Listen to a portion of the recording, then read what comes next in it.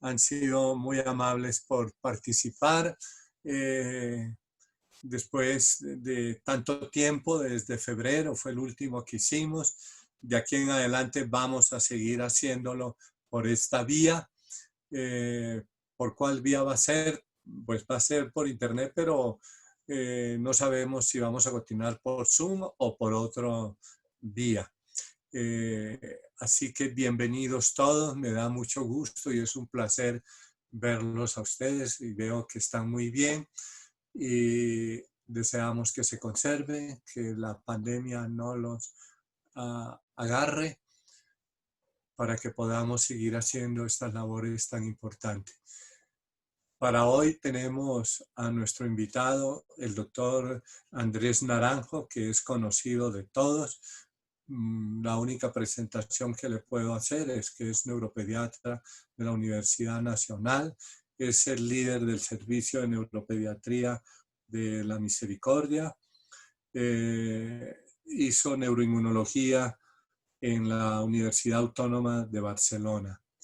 Mil gracias, Andrés, por aceptarnos nuestra invitación. Y bueno, este es el primer desayuno que hacemos de esta manera. Quién sabe cuántos más nos va a tocar. Ojalá no sean muchos, pero qué rico verlos a ustedes. Si al final vamos a hacer preguntas, si las pueden hacer por el chat, mejor. Con eso nos queda más fácil. Andrés, bienvenido y mil gracias por acompañarnos. Buenos días a todos. Qué grato poderlos ver, así sea en la distancia. Y gracias a esta virtualidad, pues otra vez aquí conectados y encaminados en este nuevo reto de mirar cómo la tecnología nos va ayudando y nos está cambiando la vida. Todo esto, pues, nos lleva a este reto también de la inflamación y el cerebro. Esta inflamación y el cerebro es un tema no solo apasionante, no solo de vigencia permanente, sino actualmente en esta ola de pandemia y en esta exposición, estamos viendo cómo un gatillo nos genera toda una cascada inflamatoria. Y hasta ahora nos estamos empezando a asomar a esa ventana muy lejana, nos estamos acercando a tratar de ver qué es lo que pasa con la inflamación. Muchas veces la inflamación nosotros la veíamos muy teórica en nuestras clases de pregrado y mucho tiempo atrás, pero ahora estamos viendo cómo la inflamación hace parte no solo de la enfermedad, sino del proceso de envejecimiento, del proceso de plasticidad cerebral, del proceso de dolor, de muchos procesos que son completamente fisiológicos, y ese perfecto equilibrio que hay que tratar de mantener se ve pues muy vulnerado por múltiples epítopes y por múltiples situaciones. Y qué ejemplo más diario que nuestra pandemia actual, cómo nos está acabando con nuestras vidas y acabando con la enfermedad, generando toda una cadena de citoquinas, una activación fagocitaria, un sistema muy hiperactivo y generando una respuesta descontrolada. Lo que estamos intentando, o lo que voy a intentar, es hacer un viaje por todo este proceso de la inflamación cerebral. Obviamente lo vamos a intentar hacer lo más somero posible y lo más didáctico para todos, porque pues sí es un tema un poco no solo álgido, también es un poco denso, pero pues vamos a intentar retomar algunos de los conceptos más básicos y vamos a partir de ahí a buscar algunas de las explicaciones de las enfermedades neurológicas. Entonces, todos recordamos que el sistema inmune pues está diseñado para proteger el huésped y distinguir lo propio de lo externo. Este sistema pues va a contar con dos sistemas grandes, a su vez, que va a ser el sistema inmune innato y el sistema inmune adquirido. Pues este sistema inmune innato, pues todos sabemos que tiene unas barreras que componen la piel, que es el sistema de complemento, las citoquinas, todas estas serie de sustancias, todas estas series de sustancias pueden ayudar a hacer una barrera de protección y empiezan a generar la primera línea de defensa contra cualquier ataque que se vea expuesto el sistema. Puede ser propio o externo.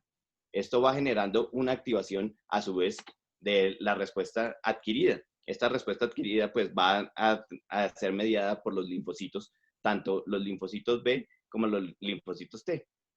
Y como regla general, este sistema inmune va a tratar de reconocer, discriminar y recordar todos los antígenos a los que está siendo expuesto. Cada vez que va a ser expuesto a cada uno de estos, va a tener esa memoria y va a lograr estas tres funciones, que son reconocer, discriminar y recordar. Entonces, este sistema va a ser activado por múltiples gatillos, pero en general podemos dividirlo en 4 grandes divisiones. Principalmente los patógenos, las toxinas, el trauma y la degeneración. Van a activar esos dos sistemas, el sistema inmune innato y el sistema inmune adaptativo. A su vez van a producir mucha actividad en todas las células vasculares y estas a su vez van a tener esa interacción en tripartita o a veces tetrapartita con las neuronas, con la glía, con los astrocitos y con el sistema vascular. Todos estos, pues como les estaba mencionando desde el principio, van a ser activados inicialmente por la primera barrera de contención, que van a ser la piel, los macrófagos, los mastocitos, y a su vez, en el sistema periférico van a tener la actividad de las células dendríticas. Estas, a su vez, van a producir procesos iniciales que tienen que ver con la fagocitosis, con la creación de nuevo tejido conectivo, que van a producir fibrosis, que van a producir contención, y algunas veces en la periferia van a producir granulomas. Lo tenemos en los casos de la tuberculosis, de la enfermedad granulomatosa crónica, en Aspergillus, bueno, en varios ejemplos alrededor de este sistema inmune. Posteriormente, las células vasculares, como ya sabemos, van a tener no solo inervación, sino actividad que va a producir el rubor, el calor, el tumor, el dolor, la extravasación del plasma y todas estas, la activación del endotelio. Todo esto va a hacer mayor quimiotaxis periférica y va a tener más activación. Esperamos que la gran mayoría de los epítopes o de los agentes externos que pueden activar este sistema inmune puedan detenerse aquí en un proceso de parainflamación, donde se logre contener a nivel periférico la gran mayoría de las entidades. A veces, estas pueden ya no tener la activación completa y van a ir produciendo cambios a nivel central, que clínicamente los vamos a ir viendo como sueño, fiebre, hiperalgesia. Cada una va a ir interactuando y va a ir produciendo mayor lesión y ya vamos a pasar de un proceso de parainflamación a un sistema inflamatorio sistémico y por último vamos a ir activando todo el proceso y las cascadas inflamatorias. Por ahora, aquí vamos a seguir hablando de la respuesta inmune sistémica. Como les estaba diciendo, pues obviamente esta respuesta está mediada por la actividad tanto innata como adaptativa. Entonces, ahí otra vez hacemos un paralelo de los dos sistemas para poder ir teniendo en cuenta algunas de sus características. ¿Y qué pasa en el sistema nervioso central? En el sistema nervioso central, este es un sistema que nosotros denominamos inmunológicamente privilegiado. ¿Pero qué quiere decir esto? En el sistema nervioso central, entonces los astrocitos y la microglia son las células inmunes innatas. Desafortunadamente, estas células no son tan efectivas para la contención de todas las epítopes y de todos los agentes patógenos o los agentes estresantes que pueden activar todo este sistema. Además, no tiene células dendríticas que, como lo estaba mencionando antes, pueden contener a nivel periférico la gran mayoría de la enfermedad, generando, como les estaba mencionando, cicatrices, mayor activación del tejido conectivo, generación de ganglios, de alteración en el sistema muy periférico.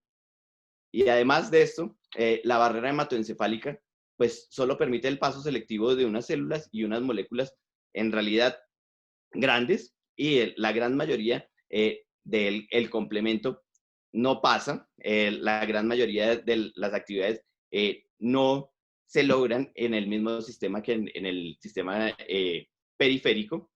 Esto hace que el reclutamiento sea menos eficaz y la respuesta adaptativa sea menor. Pero en teoría, esto se hace o se mantiene en estas características para que el sistema nervioso central esté protegido. ¿En qué sentido esté protegido? Probablemente, como lo estamos mencionando desde las primeras diapositivas, el sistema nervioso central necesita lograr contener la enfermedad, pero sin afectar las neuronas, sin afectar la glía, sin afectar los astrocitos, para no generar un daño en el sistema nervioso central. Este perfecto equilibrio que hay que mantener mantiene ese sistema privilegiado.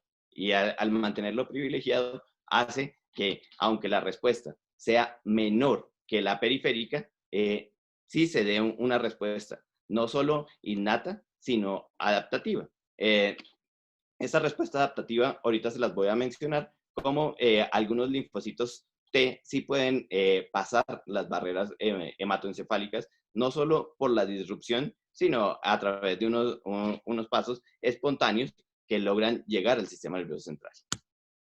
Entonces, ¿qué características tiene el sistema nervioso central a nivel inmunológico? Entonces, como lo estábamos mencionando anteriormente, las células del sistema inmune innato que van a ser parte del sistema nervioso central, pues son la microglia y el macrófago. Estas van a tener acciones de fagocitosis. A su vez, los astrocitos también van a tener opciones de quimiotaxis, y estos también van a tratar de generar las cicatrices gliales. Todo el proceso que nosotros llamamos gliosis reactiva, astrogliosis, todos esos procesos inflamatorios que van a ir generando tanto el control que inicialmente se necesita para ir generando redes efectivas de plasticidad, redes efectivas de quimiotaxis, redes efectivas de sinaptogénesis, y los procesos desadaptativos o inadaptativos que se pueden ir dando a partir de estos procesos. Entonces, como les estaba mencionando, el sistema nervioso central, pues es más difícil activar el complemento y aún reclutar las células.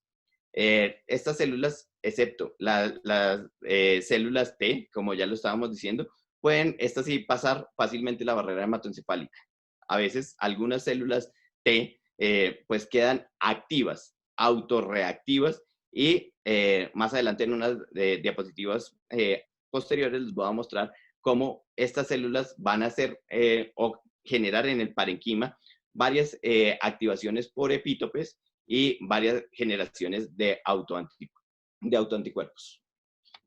Entonces, las células T, pues como ya lo sabemos, van a tener varias subdivisiones, pero principalmente pues vamos a ir evaluando que los CD4 y los CD8 pueden estar en un parenquima completamente sano, principalmente en el cordón espinal, más que en el sistema nervioso central, pero en toda la distribución del sistema nervioso central podemos encontrar esta población de células.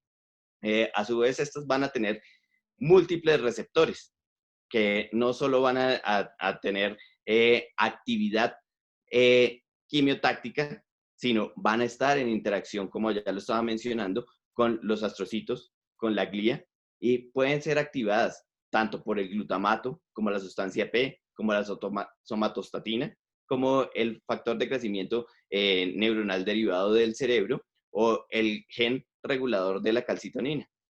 Todos estos pueden activarse aún por monoaminas, por serotonina, por dopamina, y todas estas van a generar mayor quimioatracción de las células T. Todo esto va a estar mediado por una respuesta vascular.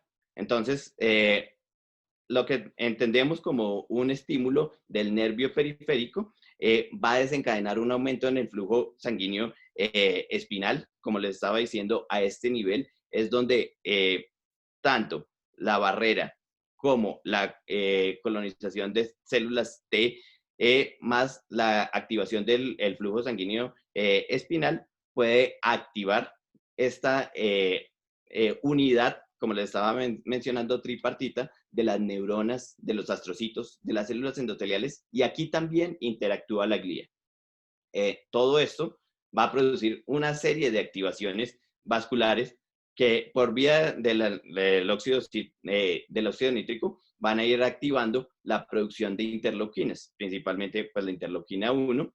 Estas van a su vez a ser sustancias vasoactivas que van a estar estimulando tanto el ATP como las prostaglandinas, a su vez liberación de iones de potasio, van a ir produciendo vasodilatación. Esto va a producir la alteración y la disfunción de la barrera hematoencefálica con la consiguiente liberación tanto de plasma como de inmunoglobulinas al sistema nervioso central, como el paso de las células que ya en este momento, cuando hay disrupción de la barrera hematoencefálica, sí, ya perdemos el primer control del que les estaba mencionando, donde esta barrera física que mantenía al sistema nervioso en ese privilegio inmunológico de ese recinto cerrado, ya lo deja permeable a la periferia. Entonces, aunque normalmente era más difícil la activación, ahora la contención de la actividad neuronal ante una disrupción de la barrera hematoencefálica también se hace más difícil. Y en el sistema nervioso, entonces, ¿qué es lo que está pasando? Entonces, ahí tenemos la activación de las células gliales. Como les estaba mencionando, hay una serie de receptores, por ejemplo, de sustancia P, mediando dolor, mediando inflamación, receptores de ATP, receptores de glutamato. Entonces, la microglia y los astrocitos, entonces también iban a tener una actividad neuronal exaltada. Todo esto, pues, va a tener una respuesta inmune parecida a la fagocitosis y de la activación de los macrófagos, así como la activación de los receptores Toll-like, y esto iba a producir la respuesta inmune innata del sistema nervioso central. ¿Qué pasa después? Pues de todas maneras, la glía empieza a presentar cambios que alteran entonces la respuesta futura. Entonces, la glía se empieza a entender que empieza a tener memoria inmunológica. Esta memoria inmunológica ante esas epítopes que lo están afectando generan ya el proceso de activación o de autoactivación ante epítopes que ocurrieron mucho tiempo atrás. Por eso es el caso del Guillain-Barré, de la encefalitis autoinmune, de los receptores de anti-NMDA. Todos estos han tenido un proceso inmunológico, infeccioso o de un desencadenante sistémico que han tenido una pequeña disfunción, han generado la colonización o la migración o la diapésis o la activación tanto periférica como posterior, la localización en el sistema nervioso central, y después de generar toda una cadena de activación, van generando todos los cambios que, aunque se logren controlar, pueden generar una memoria inmunológica a largo plazo. También, entonces, como les estaba mencionando, no solo interactúan la glía y los astrocitos, también las neuronas de alto orden, tanto las interneuronas espinales que van a ir activando tanto el GABA, la glicina, como las neuronas ascendentes y descendentes. Entonces, en esos tractos descendentes, pues vamos a tener las activaciones de monoaminas que iban a tener también funciones grandes sobre la glía y sobre el endotelio. Y este cambio vascular, a su vez, iba a producir tanto la vasodilatación que estábamos diciendo ahorita, como la disfunción de la barrera hematoencefálica.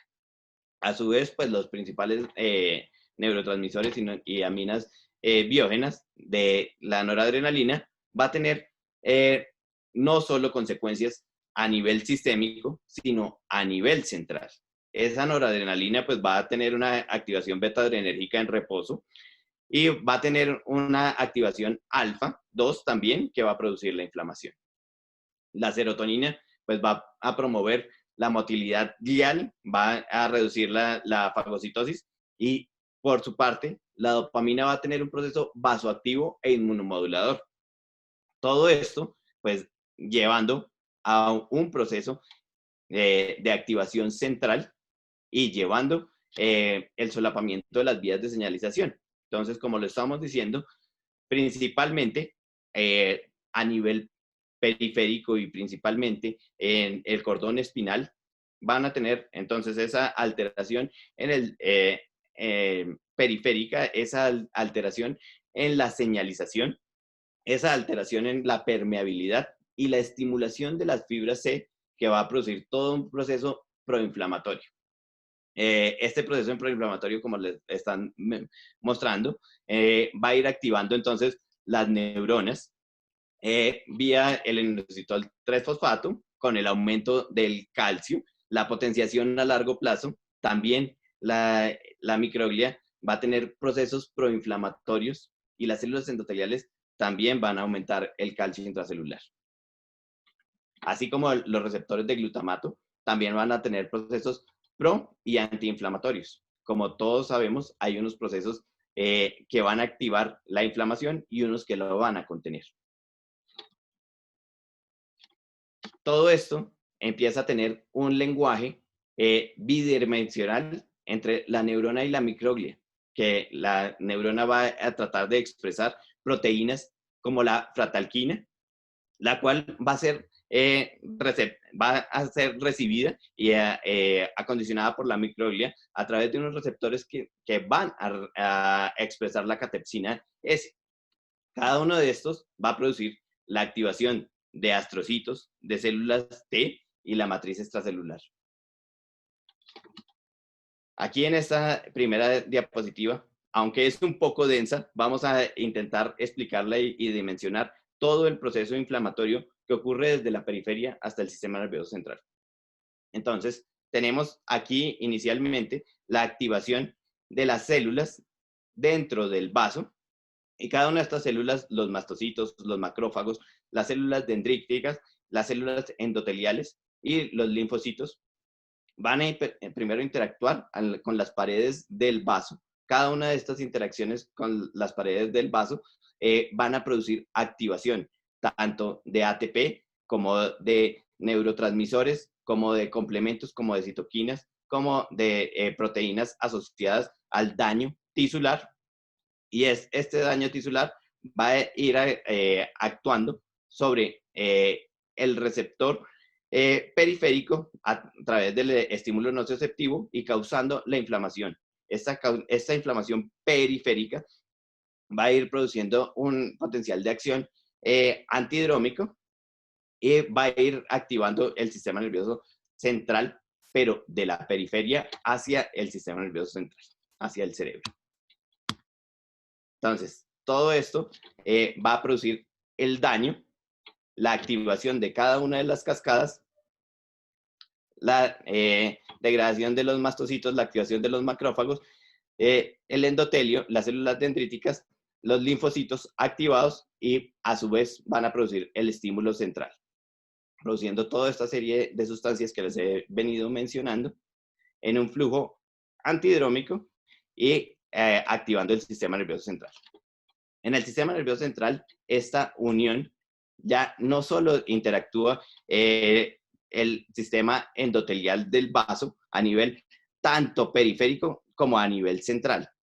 A nivel central también vamos a ir encontrando cómo la sinapsis de la neurona va a interactuar con el astrocito, con la microglia, con el mastocito y con el sistema de la barrera hematoencefálica. Todas estas van a ir produciendo factores neurotróficos derivados del cerebro bradykinin, activación de receptores de cannabinoides, activación de células T, de glicoproteínas, de genes relacionados con la calcitonina, con dopamina, con patrones moleculares asociados al daño, con las estimulaciones centrales, y todas estas van a ir produciendo la inflamación a nivel central. Algunos de los ejemplos que tenemos de inflamación son como las células B o las células, un epítope periférico puede infectar el monocito y puede ir activando las células T. Estas van a producir una diapedesis, pueden infectar el endotelio, pueden infectar la neurona, y esto va a producir una activación de la microglia. Esta microglia activada va a producir células, o va a producir la activación de células T que han estado nativas en el sistema nervioso central o han ido pasando a la barrera hematoencefálica a través de disfunciones previas que se han dado en el sistema nervioso central. Esto va a producir unas respuestas que inicialmente iban a tener una respuesta protectiva, pero pueden generar reacciones autorreactivas y van a reaccionar contra epítopes y van a generar uno de los primeros daños celulares que se llama el mimetismo molecular, el cual puede activar células autorreactivas y van a producir daño extenso contra la microglia y contra los astrocitos. Estas células ya activadas también van a producir citoquinas inflamatorias. Algunas de ellas van a estar como espectadoras o como conformación de epítopes, y esa conformación de epítopes va a generar aún más daño y reacciones cruzadas con el complejo mayor de histocompatibilidad, y van a producir activación de los antígenos. Por último, algunas de estas células pueden ir muriendo, generando más epítopes que van a ir dañando con mayor celeridad los astrocitos, la glía y las neuronas. Algunas de estas van a producir alteración en las proteínas, en la generación de beta-amiloide, proteínas de daño térmico, productos de degradación de las proteínas, y así la activación de los receptores Toll-like. Estos receptores son unas proteínas que están biológicamente y filontogénicamente muy primitivas, y van a ir produciendo no solo citoquinas, sino van a mediar daños inflamatorios y excitotoxicidad, alteración de los neurotransmisores y muerte celular, tanto de neuronas como de glía como de astrocitos. Todo en un perfecto equilibrio donde vamos a intentar mantener una respuesta proinflamatoria y una respuesta antiinflamatoria. Esta respuesta antiinflamatoria pues nos va a llevar a la resolución de la patología, al reparamiento de los tejidos y al minimizar el daño neuronal. Pero desafortunadamente, cuando no se controla este sistema, puede dar dolor, nos genera disfunción neuronal, daño neuronal, neuroinflamación, y empezamos un proceso crónico. Entonces, algunas de las disfunciones de los receptores Toll-like se han demostrado en stroke, en encefalopatía hipóxico-isquémica, en daño axonal difuso, en neuropatía periférica, en Alzheimer, en esclerosis lateral amiotrófica, en esclerosis múltiple. Cada uno de esta diapositiva nos empieza a mostrar las referencias donde han sido demostrados daños en los receptores Toll-like. Entonces, como les estaba mencionando, esto debe tratar de mantenerse en un perfecto equilibrio. Ese perfecto equilibrio pues está dado por que ya esa cascada que se ha logrado activar se logre minimizar y empiece una resolución del proceso inflamatorio. Es así como tenemos factores neurotróficos, fratalquina, de las que estábamos hablando anteriormente, que pueden inhibir entonces la actividad neuronal. Tenemos algunas moléculas de adhesión que pueden inhibir la glía, que son las CD200, CD22, CD45. Y aquí vemos como ejemplos de acción a la alta y acción a la baja van a producir enfermedad. Entonces, la fratalquina, que va a producir activación de la glía a través, bueno, la neurona va a ir activando la glía, puede producir una activación glial, pero su contrarregulación a la baja va a producir la neurotoxicidad en Parkinson. El factor de necrosis tumoral alfa tiene, todos sabemos que este factor está relacionado con procesos proinflamatorios, pero las concentraciones bajas van a activar el factor de necrosis tumoral tipo 2, que va a tener unas acciones antiinflamatorias. La actividad, entonces, neuronal debe tratar de mantenerse controlada.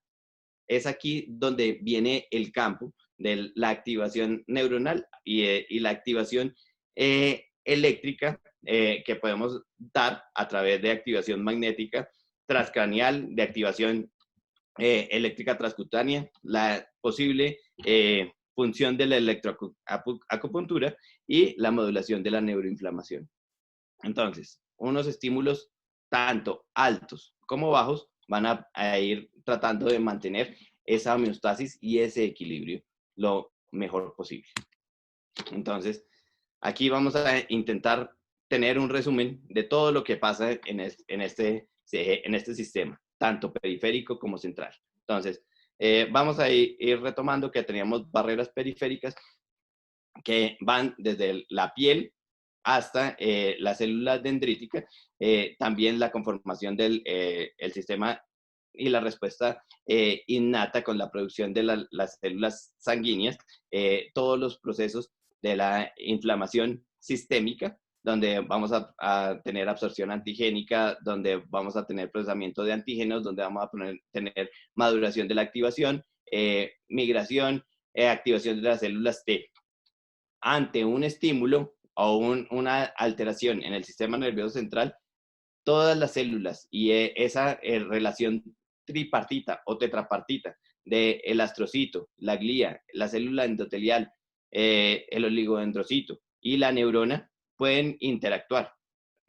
Van a producir la alteración en la vasculatura, la vasodilatación de la que estamos diciendo, generar procesos de diapédesis de células activadas, y así tenemos algunos ejemplos de alteraciones de células anti-DNA, de activaciones de epítopes contra proteínas específicas, de alteraciones contra proteínas ribosomales, contra barreras, contra la membrana bilipídica de las neuronas o contra los receptores.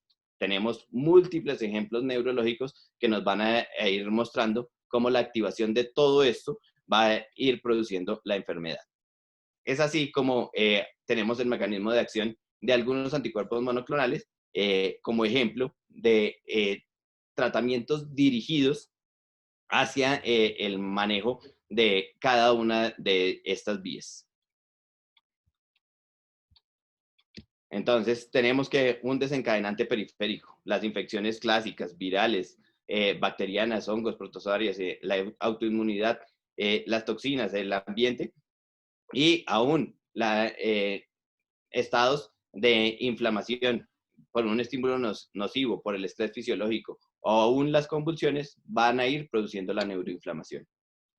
Esta, a su vez, va a tener unas acciones homeostáticas positivas que van a hacer la liberación de todos los neurotransmisores, de los factores neurotróficos y citoquinas, y la vasodilatación y la fagocitosis. Como les estaba diciendo, esto nos protege.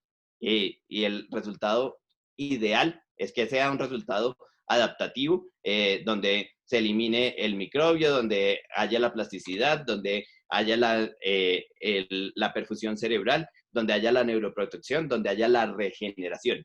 Pero desafortunadamente, este proceso puede darse maladaptativamente y va a producir unas respuestas proinflamatorias, la extravasación del plasma, y esto van a producir la hiperexcitabilidad y la reducción del poder computacional del cerebro y la alteración de la sinapsis. Y en el caso mayor van a producir la neurotoxicidad, que es la liberación marcada de todos los factores proinflamatorios de los que hemos venido hablando, generando apoptosis, generando muerte celular, generando excitotoxicidad y la disfunción de la barrera hematoencefálica. Todo esto va a producir degeneración. Por otro lado, debemos tratar de mantener un equilibrio antiinflamatorio con la liberación de las citoquinas antiinflamatorias, neuroprotectoras, para tratar de llegar a la resolución de la inflamación y la disminución de la activación del sistema inmune. Entonces, como les digo, todo esto toca mantenerlo en ese perfecto equilibrio, en mantener la homeostasis del sistema nervioso central, en lograr hacer frente a esa demanda metabólica, en generar la plasticidad cerebral, en generar toda esa red sinaptogénica, en promover todas las redes neuronales. Todo esto es necesario para la conformación de nuestro sistema nervioso central, pero la neuroinflamación puede convertirse, como les estaba mencionando, en un proceso desadaptativo y generar dolor, estrés, envejecimiento, epilepsia y una serie de enfermedades de las cuales pues todos tenemos conocimiento. Entonces, esto nos lleva a un concepto que se llama inflamación neurogénica. Entonces, este concepto de la inflamación neurogénica, pues entonces, como lo estamos viendo acá, es la respuesta inmunológica en los tejidos que ya es desencadenada por el sistema nervioso central, por el estímulo del sistema nervioso central. Entonces, nuevamente, todas estas sustancias proinflamatorias van a generar lesiones tanto periféricas como procesos de neuroinflamación. Estos procesos de neuroinflamación a nivel central pues van a darse a través de varios mecanismos. Aquí los tenemos enumerados, que son el mimetismo molecular, la generación de antígenos onconeurales, la generación de autoanticuerpos, la liberación de antígenos neuronales, la penetración en el sistema nervioso central de linfocitos autorreactivos, de los cuales ya hemos visto, las células T y B, la activación de la inmunidad innata, generación de células efectoras T, la disfunción de la barrera hematoencefálica, la activación de la microglia, astrocitos y los oligodendrocitos. Entonces, ya hemos hablado que esto tiene que ver con varias vías, entre esas la generación de dolor. Entonces, la disfunción de los mediadores proinflamatorios, entonces va a generar propagación de la inflamación, va a generar hiperalgesia. Ahí tenemos ejemplos claros como el dolor en el miembro fantasma o dolores en espejo o dolor generalizado o dolor neuropático, el cual va a ser no solo mediado mecánicamente, sino después de todo este estrés y después de este cambio de este sistema tanto adaptativo como generación de memoria, va a ir generando respuestas no correctas y estas respuestas van a generar un dolor que puede ser intratable. Ante el estrés, entonces el estrés también va a producir activación de mastocitos, extravasación de plasma, activación glial, disfunción de la barrera hematoencefálica. A nivel periférico, entonces vamos a ir produciendo permeabilidad gastrointestinal, activación de polisacáridos y estos lipopolisacáridos pueden producir o activar la inflamación desde la periferia hasta el cerebro. En epilepsia, ¿qué tenemos? La inducción experimental entonces de las crisis epilépticas con capsaicina, con todos los estímulos que nosotros tenemos o todas las respuestas que podemos hacer de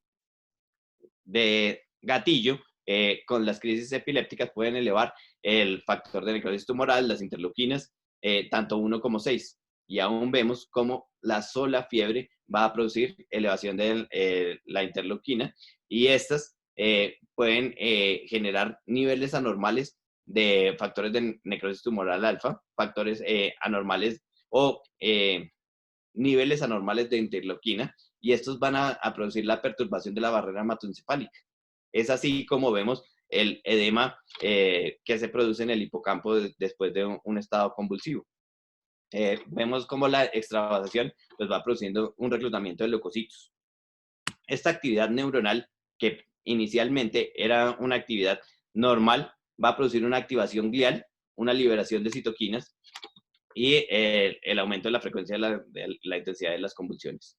Esto es una forma diferente de ver una enfermedad que usualmente la tenemos relacionada solo con canales, pero como vemos, múltiples alteraciones a futuro pueden ir relacionadas con el proceso inflamatorio de la epilepsia. Es allí donde tiene el campo los esteroides, la dieta cetogénica, aún los cannabinoides. Entonces, la enfermedad inflamatoria en todo esto se ha ido relacionando con esclerosis múltiple, con espectros de neuromielitis óptica, con formas paraneoplásicas de encefalitis, con miastenia, con dolor neuropático, con Alzheimer, con Parkinson, con trastornos psiquiátricos, envejecimiento, epilepsia. Este es un artículo donde nos ayuda a resumir en parte la mayoría de la respuesta adaptativa de la información neurogénica. Pues este es un tema un poco complejo y denso que intenté hacerlo lo más general posible para poder tener un conocimiento global y tratar de ir mirando cómo nosotros reaccionamos al proceso inflamatorio, cómo nosotros como neurólogos vemos el proceso de inflamación ante la enfermedad neurológica y cómo hasta ahora nos estamos enfrentando a ver cómo esta pequeña luz o a través de esta ventana nos estamos acercando a ver que la inflamación y la respuesta inmune, que en este momento histórico es todavía lejana de poder controlar, la estamos tratando de entender como causa de enfermedad, como causa de envejecimiento y hacia dónde deben apuntar nuestros futuros tratamientos y nuestras futuras respuestas hacia la enfermedad. Muchas gracias a todos por su atención. Mil gracias a Andrés Naranjo por su excelente charla. Hay que prestarle toda la atención. Y por ahora vamos a preguntas. Si tienen preguntas, yo creo que las pueden hacer por el chat o directamente, si tienen el micrófono abierto, se lo hacen a Andrés. Como decía en uno de los chats, un aplauso grande. Preguntas que tengan.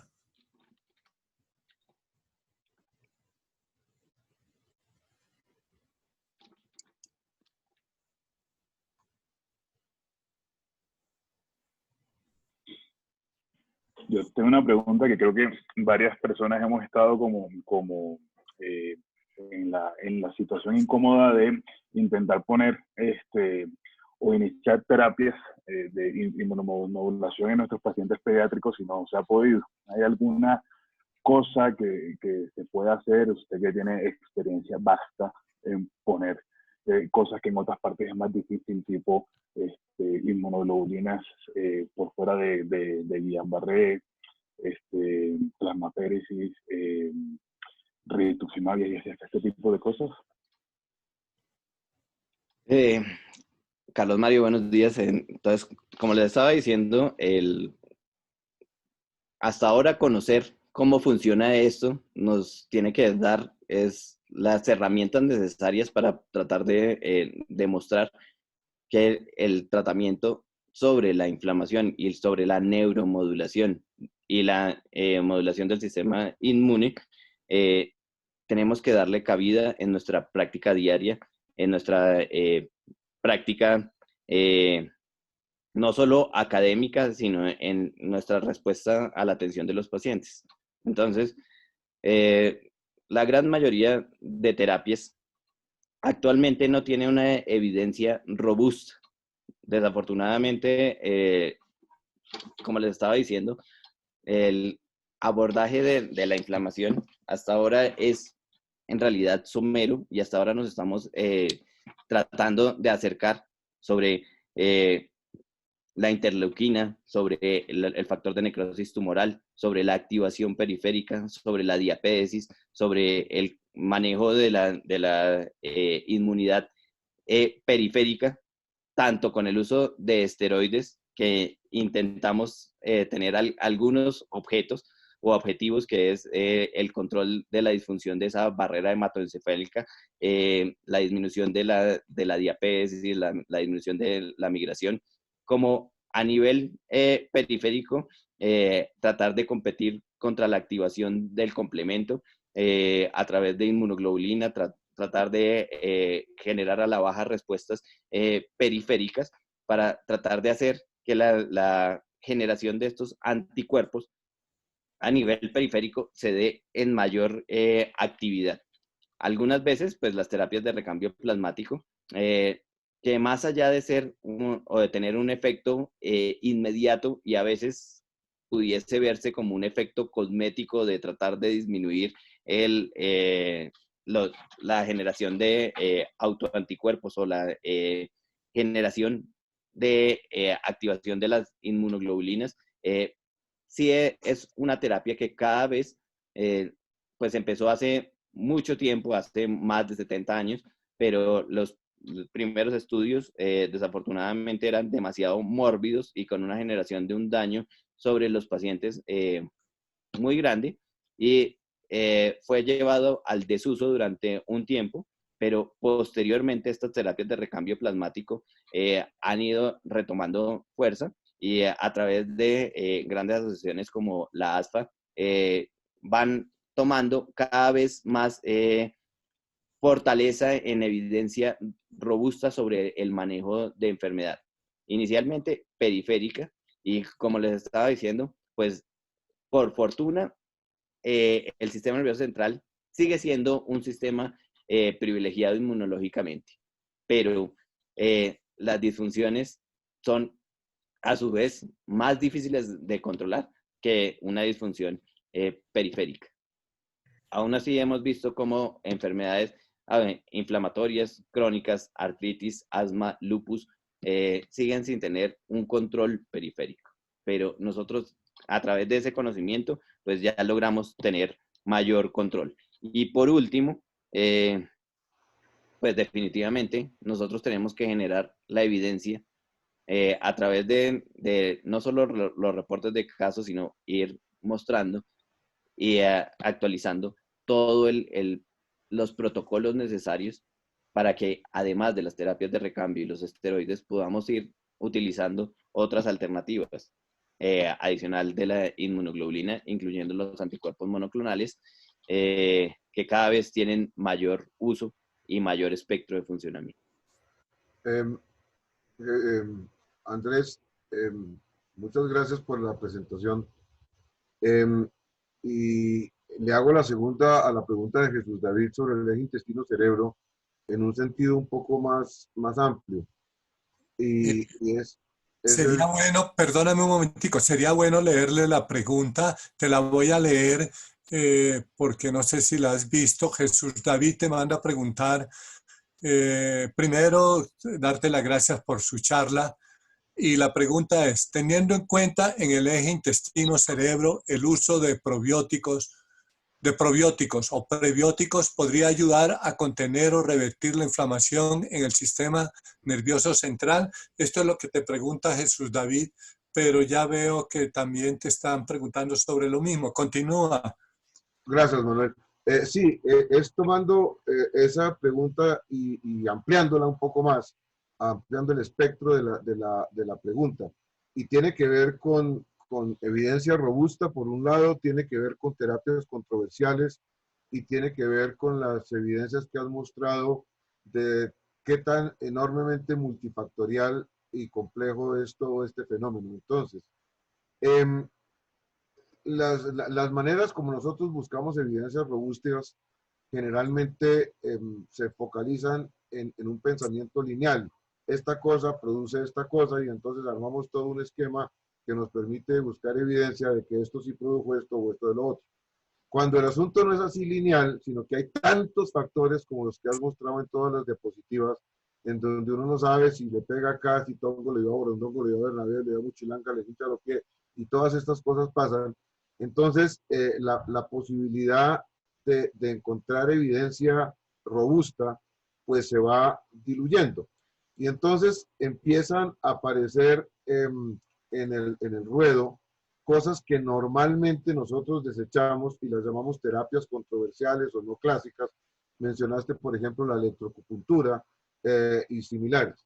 Entonces, mi pregunta es, no en términos de que nos pueda citar evidencia robusta, sino en tu opinión personal, dada este conjunto de cosas, ¿cuáles de las que hoy llamamos terapias controversiales? Y ahí entra la pregunta de Jesús David. ¿Cuáles de las terapias que hoy llamamos controversiales en el marco de esto que estás diciendo empiezan a presentarse como que sí tienen cara de alguna cosa a la luz de todas estas cosas? ¿Hay alguna que empiece a llegarte cercana al corazón o ninguna o qué? Profesor, buenos días. Muchas gracias por la pregunta y gracias por tratar de redondear el tema. Pues quisiera acá hacer dos aclaraciones. Entonces, lo primero es que traté de hacer un abordaje muy amplio de múltiples etiologías, de múltiples patologías, de múltiples enfermedades. No quería hacer mención, hacer directo sobre una de ellas en específica, sino mirar cómo la inflamación estaba afectando no solo procesos fisiológicos normales, no solo plasticidad, no solo envejecimiento, no solo sueño, no solo dolor, sino ya la conformación de enfermedad. Pues en realidad todos son reportes a través de los cuales, como les estaba diciendo, pues los principales pues son factor de necrosis tumoral, interferones, interleuquinas, disfunción de la barrera hematoencefálica, también alteraciones, digamos, en ese eje intestino-cerebro, que muchas veces se han reportado en autismo y a veces decimos que si el gluten, no el gluten, que esto, desafortunadamente, allí, aunque sí estamos viendo este sistema, también le estamos achacando a este sistema por no entenderlo bien y por no tener una, como lo estás mencionando, una evidencia suficiente a través de abordajes muy lejanos. Y como les mencioné también, este no es el momento histórico para comprender todo el funcionamiento. Nos estamos viendo como a través de un telescopio de una galaxia muy lejana, estamos intentando entender cómo funciona la inmunidad. Y al tratar de entender cómo funciona, estamos tratando de tomar algunos de esos componentes y tratarlos de llevar a nuestra experiencia. Pues no solo con autismo, no solo con los procesos de estrés, no solo con los procesos de enfermedad, sino nuevamente lo que les decía. Es tanto así que no comprendemos la inmunidad y la inflamación, que por eso pues la gente todavía está muriendo con COVID, porque las cascadas inflamatorias no las podemos ni proteger, ni regular, ni controlar. Hasta ahora estamos haciendo no solo la genómica, proteómica, sino ahora las relaciones inmunológicas que hasta ahora empezamos a ver. Y como las empezamos a ver, pues ustedes lo han visto, por ejemplo, encefalitis anti-NMDA solo tiene 13 años. Y en estos 13 años hemos visto cómo ha cambiado el manejo de pacientes que antes se morían. Si logramos entender con mayor claridad, pues vamos a tratar de cambiar el paradigma y cómo comprendemos la enfermedad y cómo manejamos. No quiere decir con eso que esté a favor ni de terapias libres de gluten, ni de manejo de enfermedad intestinal, pero sí sabemos que hay múltiples epítopes que estamos empezando a observar que no conocemos cómo funcionan, pero sí nos están afectando el sistema nervioso central. Cuando lleguemos al punto de poderlos tratar de no solo ver a la distancia, sino tratar de conocer su funcionamiento, podremos llegar a terapias más dirigidas. Y también es el caso de la epilepsia, que durante los últimos 100 años la hemos venido tratando más hacia el manejo de canales que hacia el proceso inflamatorio. Probablemente ahora en el proceso. Muy amable, muchas gracias. Listo. Gracias, Jorge, por tu pregunta. Si hay más preguntas, pueden hacerla directamente. Mientras tanto, si no lo hay, les quiero invitar para el próximo mes. El tema va a ser cannabis en el neurodesarrollo, por el doctor Víctor Rosso. Creo que no hay más, solamente me resta, Andrés, por esa magnífica charla, muy instructiva. Mil gracias y sobre todo darles a los neuropediatras mis felicitaciones, nuestro agradecimiento. Creo que es la reunión donde más han estado neuropediatras. En total fuimos 42, ¿no? Y gracias a ustedes, los esperamos el próximo mes. Nos quedó viendo el desayuno. Hasta luego. Sí, muchas gracias. Eso vamos a hacer la próxima vez virtual, eso sí. Hasta luego, que estén muy bien. Felicidades. Hasta luego, Andrés, mil gracias. Gracias. Bueno, hasta luego, chao.